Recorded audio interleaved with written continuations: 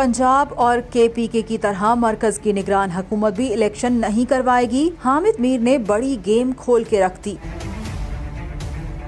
एक निजी चैनल के प्रोग्राम में गुफ्तगू करते हुए सीनियर सहाफी हामिद मीर का कहना था कि पीपल्स पार्टी और नून लीग अंदर से एक हैं और जो भी निगरान सेटअप आएगा इसमें इन दोनों की मुशावरत शामिल होगी। लेकिन पीपल्स पार्टी जरा खुलकर अपने शकूक व शुबहात का इजहार कर रही है। ये दोनों अंदर से एक हैं, पीपल्स पार्टी और मुस्लिम लीग नून। जो भी निगरान सेटअप लेके आना है उसमें इन दोनों की मुशावरत शामिल होगी। लेकिन पीपल्स पार्टी जो है वो थोड़ा खुल के अपने शकूक व शुबहात का इजहार कर रही है। हामिद मीर ने कहा कि पंजाब और KPK की निगरान हुकूमतें वो सारे काम कर रही हैं जो एक मुंतखब हुकूमत का काम होता है, लेकिन सिर्फ एक काम नहीं कर रहे कि वो इलेक्शन नहीं करवा रहे और उनके एजेंडे पर इलेक्शन नजर ही नहीं आ रहा। इसलिए पीपल्स पार्टी को अब लग रहा है कि जो मरकज में निगरान हुकूमत आएगी वो भी सारे काम करेगी लेकिन इलेक्शन नहीं करवाएगी। अब जो पंजाब और खैबर पख्तूनख्वा की जो निगरान हुकूमत है सारे काम कर रहे हैं पाकिस्तान में। किसी भी एक इलेक्टेड गवर्नमेंट का काम होता है वो सारे काम कर रहे हैं, सिर्फ एक काम वो नहीं कर रहे, उन्होंने इलेक्शन नहीं करवाया। तो नजर नहीं आ रहा, उनके एजेंडे पे इलेक्शन आपको नजर नहीं आ रहा। पीपल्स पार्टी में ये एक ख्याल पैदा हो रहा है कि जो अब मरकज में निगरान हुकूमत आएगी